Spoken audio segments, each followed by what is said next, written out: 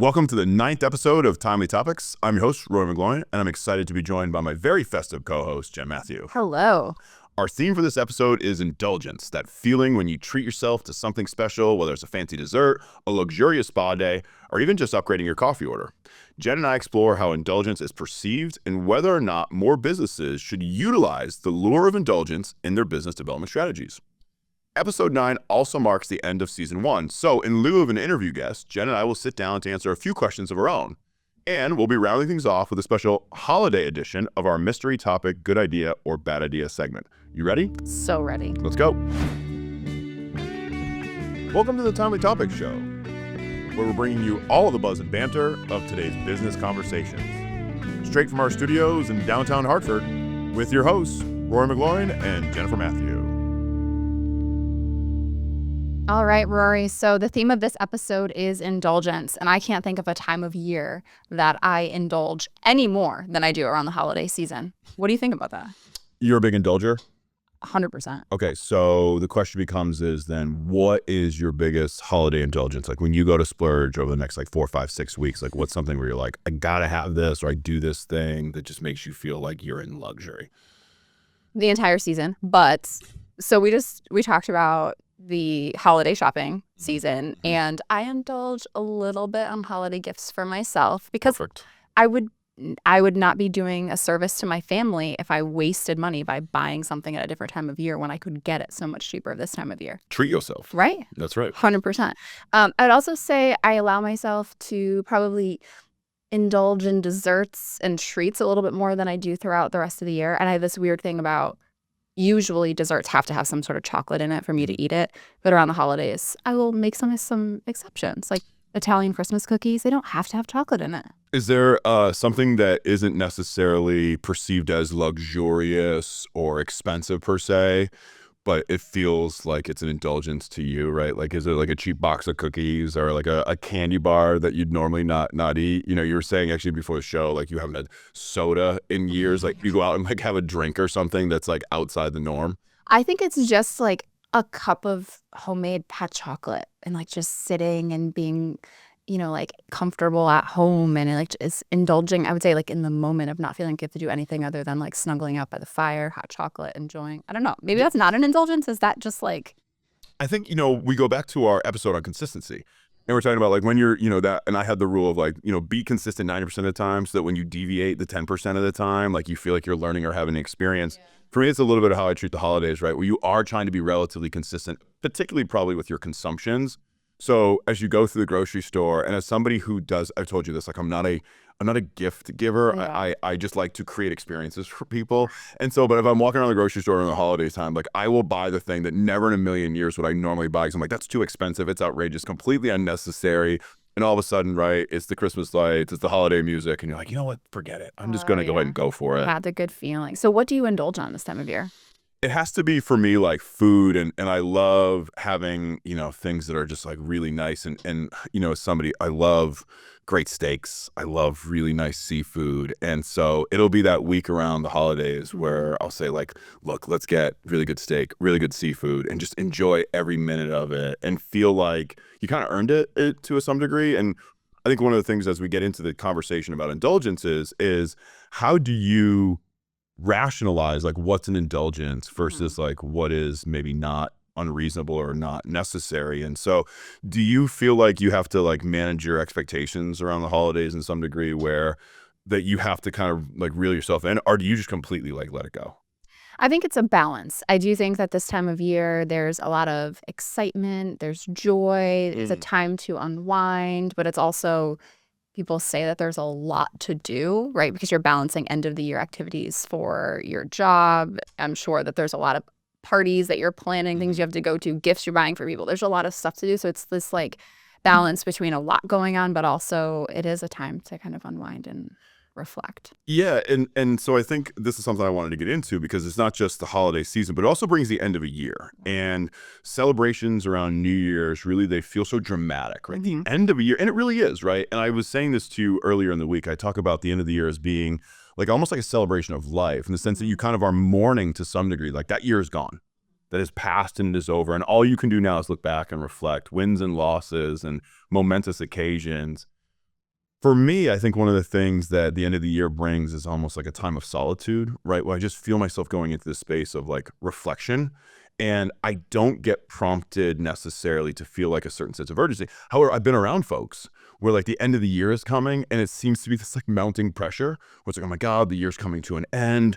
And it creates, that sense of urgency to get projects done. Probably the difference maybe between like a procrastinator or not, like somebody who's maybe left some things in the year. Yeah. Do you feel like a certain pressure around the end of the year? Like how does it impact you? I don't. And I think, you and I have talked about this, like being in higher education and working in this space where we're not actually at the end of an academic year. We're at the end of a semester, and semester usually ends the first week of October. December. Yeah, right. I know our students would love that. Maybe for them it does. But the first week of December, and then we have a bit of time from like when all of those programs that we're running, classes that we've led, all of that has wrapped. And now it's time for us to put a close to that semester. And part of that is the grading process or give you feedback or reconnecting with people that you didn't have the chance to before. So I think that naturally in our role is a reflective process for us. Yeah, like almost like a great time to summarize. I love my paper calendars. And so it's always this interesting time of year where like right now, because you're booking stuff in January, I have to walk around with 2 paper calendars in my bag, which is a little bit cumbersome. And I know that I'm getting looks from people who are like, really? Like, you don't have 1 paper calendar, you have 2 paper calendars. But at some point in the next couple of weeks, that's going to get retired. And it goes into my stack of calendars. And that's it. It's done. And I think that taking some time at the end of the year, like, there's so much talk about like New Year's Eve celebrations, and it just seems to be like a good night to go out and like party or celebrate. Yeah. But I think that for me, it feels very much like the end of an era, which is apparently also happening right now. Taylor Swift, end of an era. The concerts are coming to an end. Saw that in the news this morning. Let's talk about something else that comes up this time of year for those of us that live in New England. It's getting dark. It's getting cold. We're approaching December 21st, right? When the episode comes out, we won't quite be there. So we haven't reached the shortest day of the year yet. But I'm always interested in how people treat the darkness, especially if you live in the New England area. It gets dark early. It's dark when you get up. It's dark out. And so how do you deal with that, right? Like, what does that do to you? Does it change your routines? Does it change your calendar a little bit? Yeah. I mean, we were joking the other day that my dogs are begging me for dinner at like 3:15 sharp because the sun's coming down. They're like, hey, don't forget about me. I know every single day you feed me, but just in case today you decide not to, well, I'm here and I need to eat. I also caught myself starting to prep dinner. It was like 4:20 on Sunday.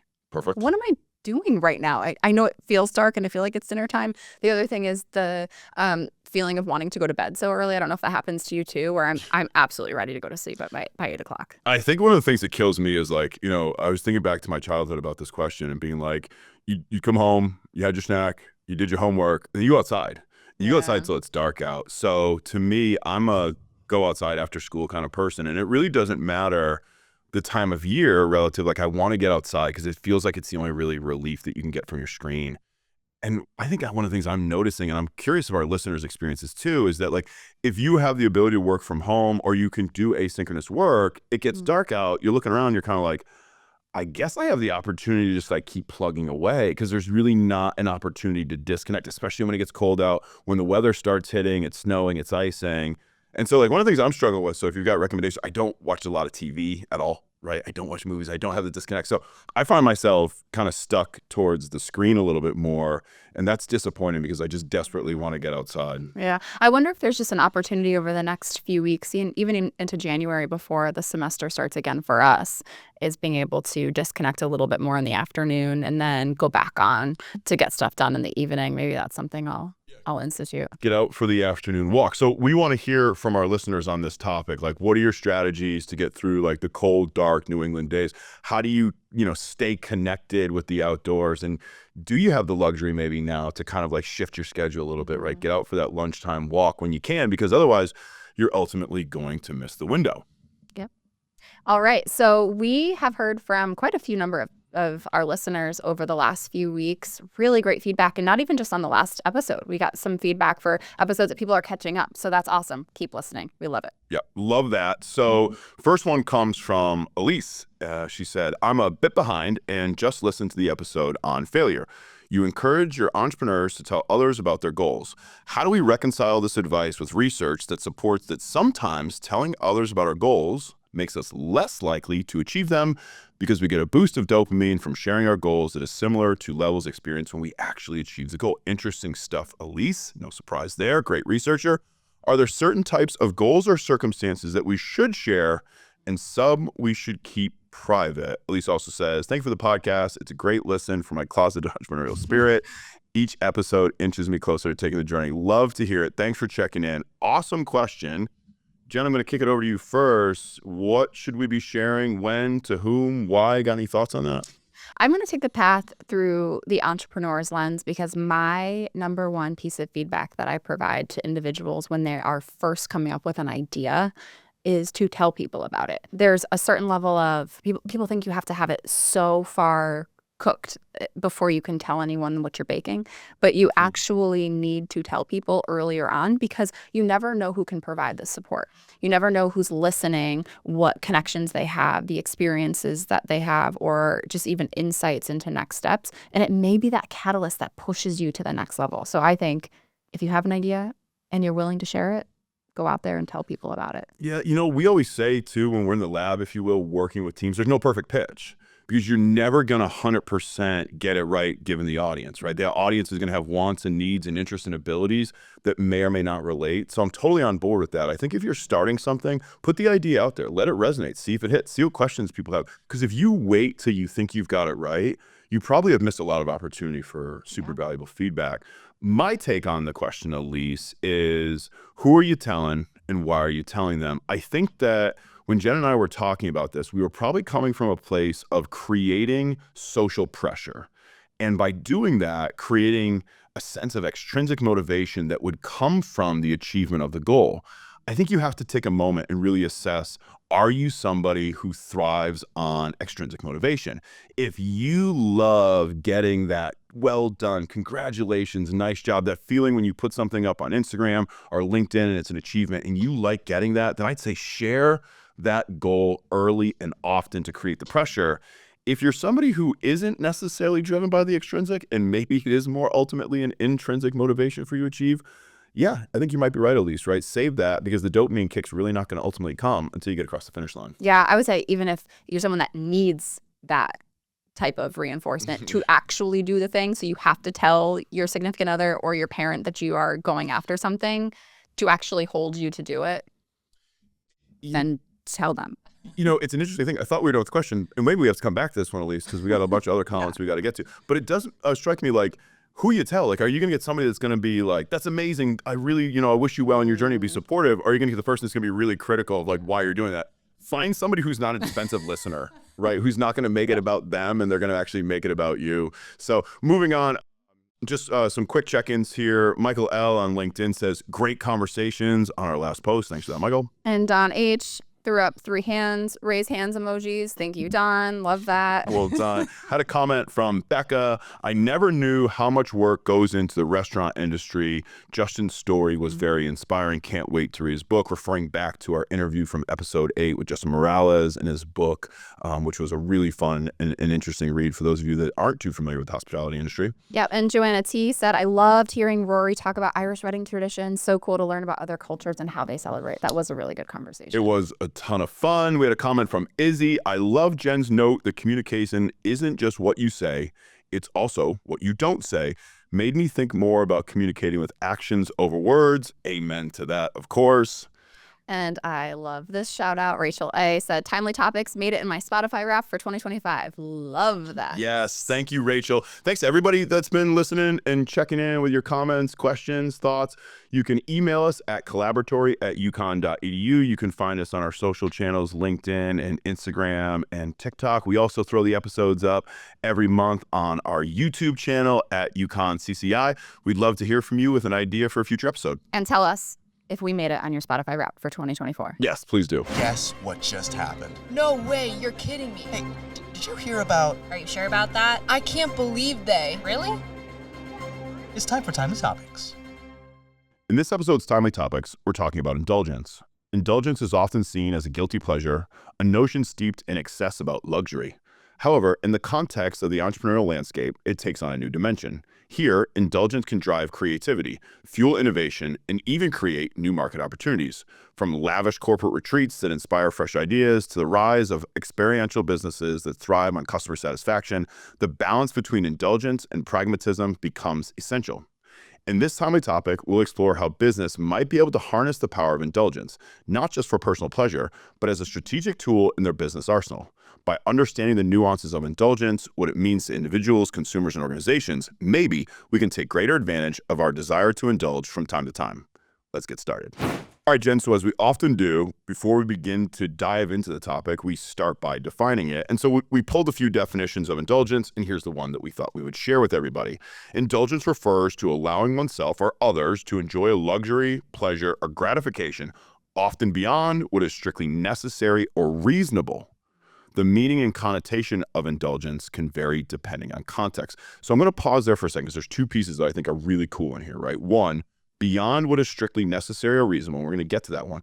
But the second piece of it is it contextually dependent? So I'm going to throw it over to you and ask, do you agree with the definition? And what's your take on indulgence? I love the examples where it says luxury, pleasure, or gratification. So it shows that it's something that's beyond just a standard way of operating. It says that you do it for some sort of reason, right? Pleasure or gratification. With intentionality, Yeah. if you will, maybe, yeah. Yes.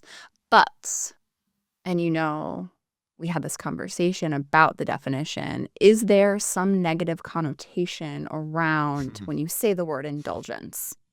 Do you have that feeling? And there is nothing really negative about the definition. It does say above and beyond reasonability or necessary.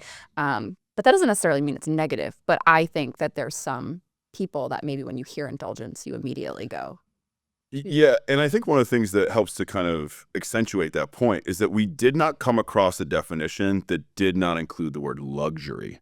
And I think when you say the word luxury, right, it feels completely unnecessary. But here's my take on indulgence. I think it's completely relative, right? So earlier we were talking about our indulgence for the holidays, right? And we were talking about like eating some good food, right? Yeah. Is that a luxury? Well, contextually relative, like maybe based on your means. But I'm going to go a little step further here because as I started thinking about this, I started thinking about the fact that like an indulgence is relative to you, right? Like something that you would not normally do that feels like it's beyond reason to you that then changes a pattern of behaviors to give you likely some sort of reward type feeling. And so I wanted to put forth a potential business hypothesis to you, Jen, and see what you think about this. So we work a lot of startups, right? And many of them in like places like biotech or ag tech, right? Bringing solutions to farmers, right? Bringing solutions to city and civil planners to help make the world a better place. Never have I heard them position their solution as an indulgence. But let's think about it for a second, right? If you're a farmer that gets up every morning, you've got to go check your irrigation monitors, for example, right? And you had the luxury now to do that from the comfort and warmth of your bed, thanks to new technology. Would that be a potential indulgence for that individual? And it might be because it comes with an expense that goes beyond what they're currently investing in. So here's my hypothesis. Should more businesses actually be positioning themselves as an indulgence to their consumers? Because one of the things that we know is that people don't always buy what they need, but they certainly like to invest in things that they want. I think you're sliding an extra good idea, bad idea in here during this topic by asking this question. No, but I think that it depends on the industry. I always say this. It depends because I think it is contextual. I also think when you're selling to an individual versus selling directly to a company, there may be some of these variables that they'll weigh out. So you use the farmer example, and I'm going to use that, as an individual. Let's say you're selling them more time. You're selling them the comforts of their home or the warmth of their bed and not having to rush out and do something. So I think you're selling a piece of value to that individual. I think we have to decide for businesses that we're giving this type of advice to who they're selling to and what value it is they're trying to transfer to the individual. Yeah, so we did some research. We found the vast majority of conversations in the literature around indulgence centered around these two consumer products or services. You can start with Coca-Cola. It's a holiday season, right? Enjoy a Coke, right? That was something that like felt like a little bit of an indulgence, right? Talk about Starbucks, right? Like people upgrading their coffee orders, getting something with a little extra whipped cream on top. And then we got Louis Vuitton, Chanel, constantly kind of leveraging this idea of exclusivity and quality and status that goes with that luxury concept. So all things that, as you just said, and evidenced by your answer, that are individual based. But I still wonder, right, if you're a business that's providing a solution to another business and we know it's going to come with an expense, what if you positioned it as an indulgence? Has your business had a great year? Have you guys been put in an exceptional position, record-breaking profits? How about you turn around and indulge in some training and development? How about you take that money that you've earned and you go back and you invest it and do something that you might not see as necessary, but as a chance to innovate? And I only say that because, like, I think if you're not indulging, whether it be as a business or as an individual, I think it becomes really difficult to sustain success over time. I also think in the era of like the whole treat yourself movement, there's all kinds of memes that like I've been treating myself all year. I need to like actually take a break for the next couple of weeks. But I think that there's a concept of going out of your way to spend money or time on yourself. And that means, you know, obviously the self-care, mental health. But as a business, when you're spending time on doing that for then your employees and you want to spend time on their development, on their success, taking a pause and giving, you know, some time for like an offsite or a retreat, leadership development, training. I think that there's a lot of value in leading to that. That's part of our culture right now. Yeah, I think people are looking for it, right? And I actually think that people are starting to come to expect that if they're working for an organization, that to some degree the organization may provide those types of indulgences from time to time, because that seems to be part of, like, you know, that expectation, right? So if I'm looking to treat myself, why wouldn't the business in turn look to kind of reinvest in itself in something that was relatively indulgent? Here's something interesting. Some of our listeners might be out there thinking to themselves, I don't indulge, right? I don't have the means to indulge. I don't feel like I've earned the right to indulge. We came across a concept that was really interesting, which is this idea of money dysmorphia, right? Where they struggle to have a relationship with nice things. I started thinking about this, right? And I think that, you know, if you've ever come from like humble beginnings or you've spent some time really trying to pinch the pennies, that you are still psychologically looking forward to an opportunity to reward yourself for all that hard work. So I mentioned this earlier, but it's just this idea that I feel like if indulgence creates a moment of joy, and to me, joy is the essence of living, do we have to indulge relative to us at some stage throughout the course of a week, month, year to be able to experience joy, to make life worth living? Like, and I think even folks that are saying, well, it's not about money. Well, maybe the indulgence is shutting off from work 3 or 4 hours early, like taking the day. I mean, what are the different ways that we could look at indulgence from a business standpoint? If we learn from the individual, what can we learn that we could apply to businesses? Well, I think the piece of that we just said earlier was that they're individual definitions based on context. So understanding what these indulgences are. And I think if you are going to position yourself as an indulgence to your customers, you have to listen to your customers and understand what indulgence means to them. As we always do, we did the around the room with our team this week and asked them what indulgence was. Some of them right out the gate, I didn't even finish the question and they were able to answer what an indulgence was to them. The rest of the team just sat back in deep reflection, like, 1, do I have any indulgences? And 2, maybe I have more than I thought. And as we compared them, some of these things seemed like norms to other people. Oh, I do this all the time. And other people said it and like, wow, that's pretty wild. So it is really so contextual. And I think businesses need to understand the context in which they present the value that they could offer through the lens of indulgence. It's a great answer. And it makes me realize that we've talked about dopamine came up in the conversation earlier, but with social media and the way that we engage, we're getting positive feedback. You're getting likes and comments and shares, and we tune in for that little hit of dopamine, right? Because it feels good to be seen. So here's what's really interesting is if you think about individuals who are looking at indulgences on a daily basis, have we potentially gotten to a place where like we're starting to seek it out a little bit more and a little bit more, and then it moves the needle as to like, what's an indulgence and then what just becomes a necessary part of your day? And I don't think probably most folks have sat down to really assess, right? Like, where's the threshold for an indulgence and where's the threshold for what I expect? And obviously it shifts. Like this is obviously related to money. We talked about money in earlier episodes, but it definitely has some consequences in regards to, as the needle shifts on like what you think is an indulgence, it changes your sets of norms and expectations. And I wonder if businesses are capable to be nimble enough to be able to shift how they're marketing or selling themselves. And when in times of prosperity, you shift to a model of indulgence, and when of times of economic downturn, we can shift to be like fiscally conservative. And I think we're seeing that a lot in the market data now, that consumers are starting to purchase more items that are nice to haves and luxury items. I think for a while we were holding on to our extra money because we didn't know what was to come, what a recession would look like, and we still don't know what's to come. But I think a lot of the data that they're showing from Black Friday sales, from the sales of the holiday season, they're seeing that people are buying some of those more luxury items and less of the things that we actually need. So there are pieces of that, of reflecting on the environment and other factors in the economy. But I also think that there's a piece of the concept of looking at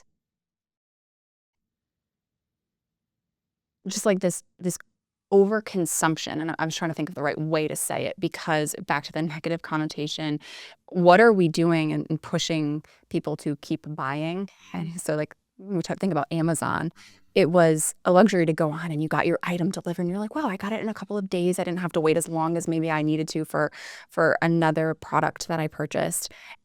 And then it's like, okay, well, I can buy a little bit more. I'm going to buy a little bit more. And now the number of packages that show up at my house from Amazon is not an indulgence anymore. I buy my necessities. I buy a lot of things I need from that. But is it almost like we need more? We need more, so we keep hitting order. And we're buying more than necessary. That's good for businesses. Some businesses. Just wanted to get your thoughts on like the overconsumption piece of that. It does feel like it, probably just because accessibility has completely changed, right? And we were talking about that in terms of Black Friday. And I think that overconsumption changes the perception of what is becoming an indulgence and what is necessary, right? That's what shifted. And when you look at a social media marketplace, and if you're a business right now, you really do, regardless of whether you're a consumable good or not, you probably should be sizing yourself up in the marketplace to say like, do my consumers, do my clients, do my future vendors or partners, do they see this as a necessity? Am I solving some pain at such a degree that they're going to say, I need this, or am I an indulgence? And it's okay to be either. But I think that a lot of times entrepreneurs, bringing it back to just our marketplace for a second, right, and who we're working with, I think they walk into almost every scenario feeling like you have to have this, right? Very few will admit, yeah, it's a luxury, right? Like we're selling something to make your life a little bit easier, a little bit more fun. I think when you have like a tech solution, and you're marketing it only as this opportunity to deal with some pain, well, if I don't perceive the pain to be that vast, or I can deal with the pain, right? Because we've all as individuals have had to deal with pain. You go back to the 2008, kind of economic downturn, individuals relatively had to deal with pain. So it's like, as humans, like we can sustain, that time point where like, hey, look, it's not going to be a good year. There's not going to be a good harvest this year. I'm not going to be able to make it. So I think that there does need to be some reflection from businesses when they think about how they're marketing themselves, being completely comfortable, positioning themselves either as an indulgence or as a complete necessity, and having that ability to switch back and forth. So we talk a lot about experiences being things that you and I both like to indulge in. Traveling, going on vacation.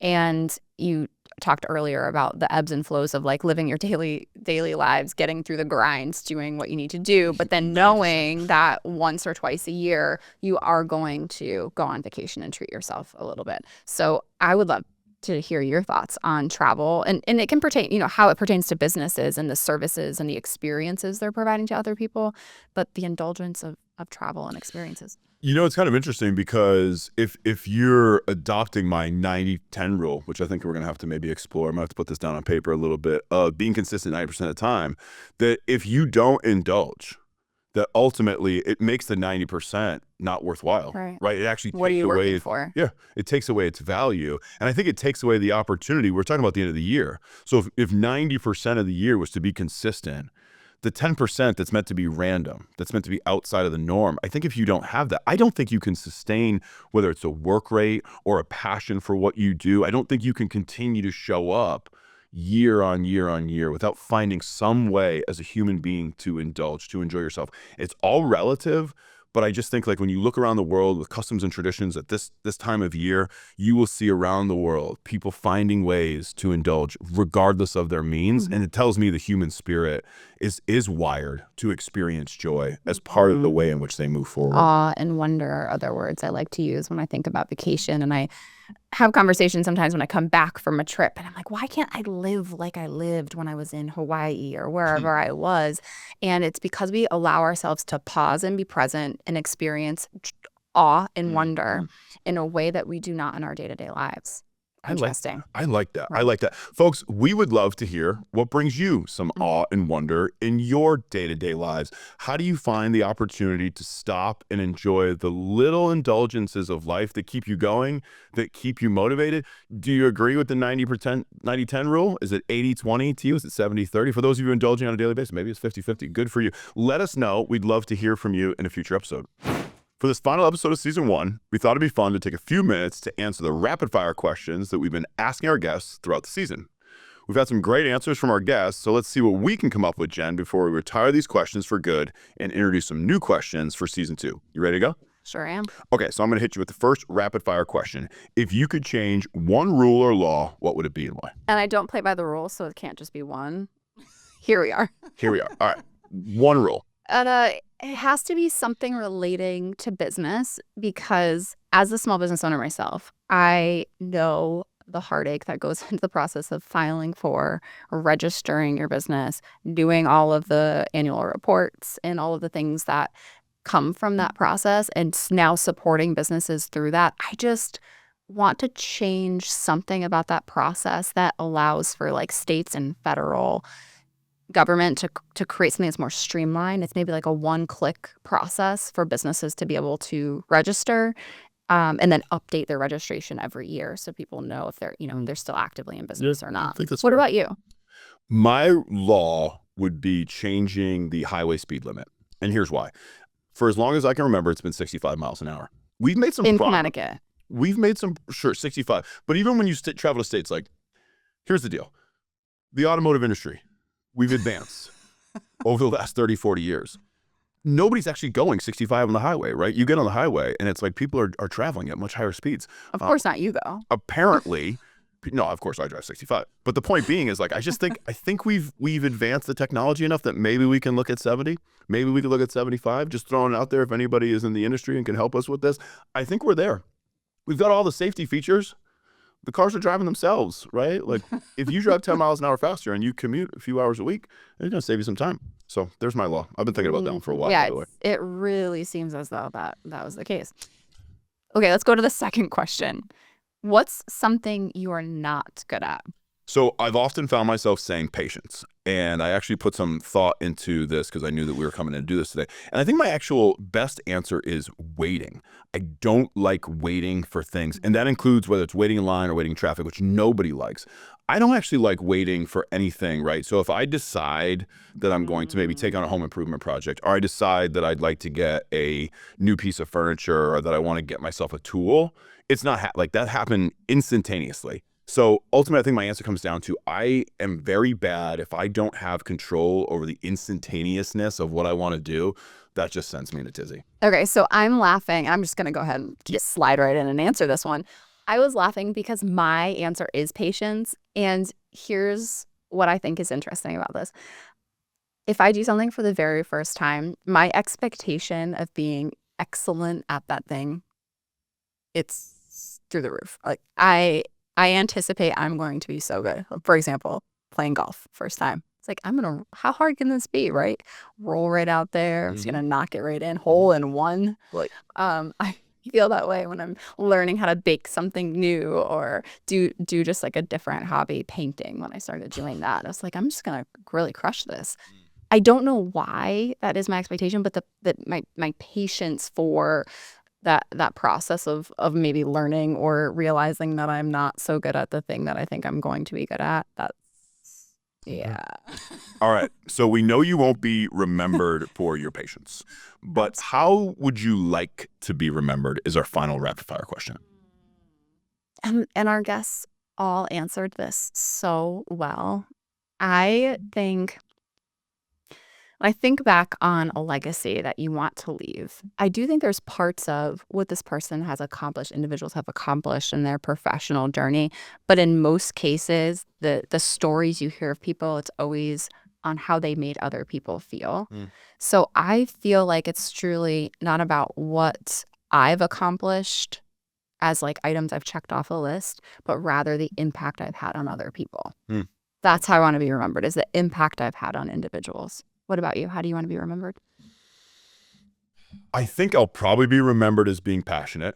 I don't know if that is necessarily at the top of my list, but I can see that coming through. I'd like to be remembered as living by my core values, like, being probably relatively principled, probably having 3 or 4 things that are really important to me and wanting to stay in line with those things. And then something that would be aspirational, I suppose, that I would love to be remembered by is like being a great teammate. I've always been on teams. I love to collaborate. I love working together. I love finding resolutions and solutions. And I think people are better together. I think teams are better when they work together. And so to be remembered as a great teammate to me would be like, kind of like the ultimate legacy in some regards. So that wraps up our rapid fire questions for season 1. We're retiring them. So we got so many great answers from our guests, but we're going to have a bunch of new guests in season 2. We're going to have a bunch of new questions.